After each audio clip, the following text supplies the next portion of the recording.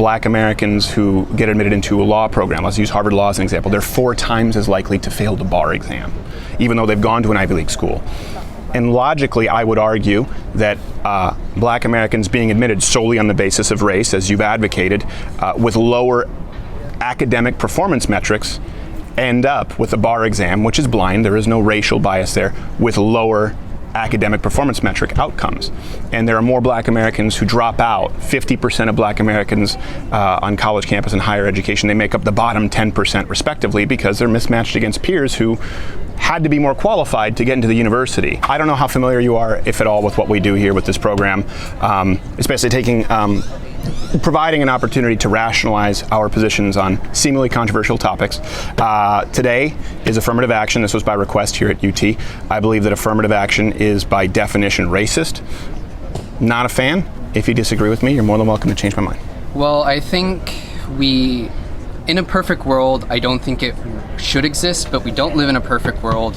You know, we have marginalized these communities. We need help to bring them up, you know, bring them up to the middle class so that they can help, you know, the other members of their community, bring them up, and so that we can eliminate this kind of poverty inequality that usually ties with race. So I think affirmative action is a great way of helping get rid of that. Okay, so you said it's a great way. So it sounds to me like you've said you believe that it's the right thing to do, and you believe it's an effective way. Yes. Why do you believe that it's been effective? Well, I mean, I think those communities, those marginalized communities, are moving up through the classes, and because they're getting these college educations that they can get because of affirmative action. Okay, so you believe that when you say marginalized communities, I want to be clear. Do you mean Asian Americans? Do you mean simply black Americans? Because there are obviously marginalized communities who are very anti-affirmative action. Yes, I mean like all minority groups. Okay, so how do you believe that affirmative action, for example, is effective in helping Asian American students? Because many of them would disagree with you. There's a lawsuit against Harvard because of the unfair standards applied to them that are not applied equally to black applicants. Well, I think, you know, not all of them feel that way. I mean, there are some... Let me ask you this. Do you think that it's fair, for example, when the documents were revealed from Harvard, that on average an Asian American student was required to get a 1350 in the SATs versus a black student who was only required to get an 1100? No, I don't think it's fair, but again, I think it's not about being fair, it's about bringing these communities up, because, I mean, the African American community has been marginalized more than the Asian American community, I would say. Okay. So it should be based on how much marginalization? Yeah. How do we, first off, before we get to how effective affirmative action is, I guess how do we rate that? Because Asian Americans were more recently put in internment camps, and we had anti-Asian immigration internment policies. Camps are nothing like slavery, okay? But it's far more recent.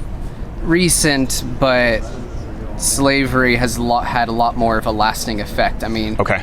Internment camps, you know, they were awful, but the community bounced back from that. I mean, more people came out of internment camps than went in. So it's not, sure. But slavery, I mean, that is just scarring for an entire race.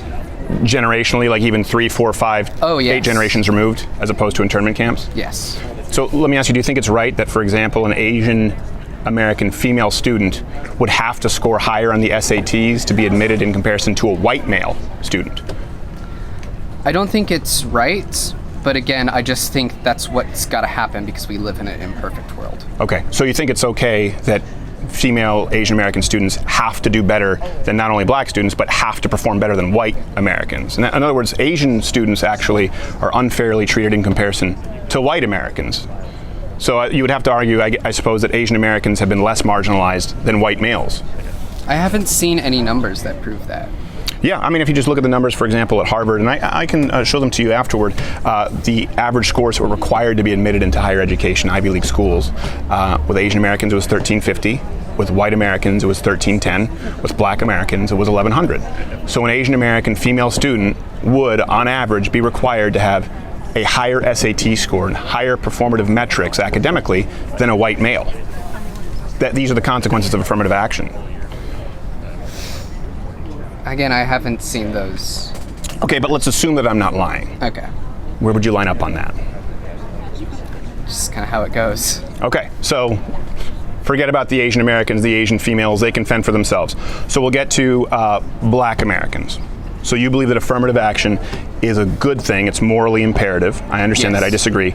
But you believe that it's been effective for Black Americans. And you said because now we see them having more or less economic disparity. Am I Yes. correct? I'd like to hear you kind of express your position, why you believe affirmative action has worked. Well, I think it helps them get the education that they need to do well, in this economy. I mean, because you got to have like a master's degree to get like basically a minimum wage job nowadays. So I think it helps having that, especially when a lot of these schools, I mean, UT itself has been targeting against African American students. I mean, we have a monument to Robert E. Lee back over there, not especially something really welcoming. How have they been targeting African Americans? I'm not familiar with that. Well, there was a whole article actually published about how they used test scores to target African American students. How so? I'm not entirely familiar. Oh, okay. Well, I'm not familiar either, so I'd be interested to hear that, because that sounds like it should be a national scandal if a university is specifically targeting Black Americans. It was in the 60s after they were forced to. Oh, okay, in the 60s and Yeah, whatnot. not currently. Oh, okay, good. Well, interesting that you bring that up. There are fewer, because you brought up the idea that more African Americans are seemingly having better economic metrics. I don't know if you have any data to back that up, but there are actually fewer Black Americans admitted to universities today than there were 35 years ago. Is that percentage-wise, or is that just numbers? As a percentage of the population in total. Yeah, fewer today than 35 years ago. So it seems that maybe affirmative action hasn't encouraged overall enrollment. But what we have seen is worse performative standards for Black Americans on campus. And these are the unintended consequences, the soft prejudice of low expectations. For example, Black Americans who get admitted into a law program, let's use Harvard Law as an example, they're 4 times as likely to fail the bar exam, even though they've gone to an Ivy League school. And logically, I would argue that Black Americans being admitted solely on the basis of race, as you've advocated, with lower academic performance metrics, end up with a bar exam, which is blind, there is no racial bias there, with lower academic performance metric outcomes. And there are more Black Americans who drop out. 50% of Black Americans on college campus and higher education, they make up the bottom 10% respectively, because they're mismatched against peers who had to be more qualified to get into the university. And that creates actually a real problem and a higher dropout rate and lower performance outcomes for them. Could you see that as maybe an outcome of unintended consequences for affirmative action that might mean it's not so effective? I guess. I appreciate that. I appreciate you being honest about it. And you know what? I would like to see, here's one thing I want you to understand. I would like to see all Americans do better. And I certainly would like to see the outlook, economic outlook for African Americans improve just as much as I want to see it improve for you or white Americans. But I don't believe that's necessarily predicated on racially accepting people to college on the basis of race. A, because I think it's immoral to racistly implement college application or acceptance policies. B, the best indicator that we have, or certainly the most determinative factor as far as one's economic success, academic success, whether they end up in prison, has nothing to do with a college degree. Do you know what it is? Do you know what the single greatest socio-economic indicator of future wealth, employment, graduating college is? I would assume it's experience. No. And I don't know. Having a dual parent household. Having a mother and a father who are still together. Do you know that if you graduate high school and you wait until you're married to have kids, there's a 98% chance that you don't end up in poverty? Over 70% make at least middle class or higher. The social mobility in this country is unheard of for both Black Americans and white Americans. Now the problem, and we see this across all races, anytime you deal with a single parent household, and Barack Obama expressed this as well, beyond just research papers, the likelihood of ending up in prison is exponentially higher. The likelihood of behavioral disorders, the likelihood of not making it through high school is exponentially higher. Interestingly, from the 1960s, where single parent households made up less than 25% of all Black households, in 2019 they make up almost 80%. Whereas with white households, it's below 30%. That actually would explain the economic disparity far more than the idea of affirmative action or its implementation therein. Yeah, but I'm not sure if that's the only factor, because I feel like there are other factors that cause, people to separate, to have single I agree. households. I agree. Can I present to you my case as to why that is? It would be actually policies very similar to affirmative action. It would be policies like the Model Cities program under Lyndon Johnson, the Modern Welfare Program, as we know it, these were implemented in the 1960s, that encouraged and financially incentivized people to be single-parent households. That's why you see such a strong family household demographic for Black Americans in the 1960s degrade to 80% are fatherless households or single-parent households. There's an economic incentive with the current welfare system to not be married. How so? I mean, because if you're How many married, checks you can collect? if you're married, though, you get tax breaks like that you don't get. It doesn't counterbalance the single household benefits that you would get from a welfare program, the current welfare program. And that's what's so alarming to me about affirmative action, right? Because I understand in principle the idea of model cities, the idea of the welfare implementation, right? I understand this is right after 65, the Voting Rights Act. And of course you had the Civil Rights Act in the 60s as well. I understand that they were trying to right the wrongs of previous generations.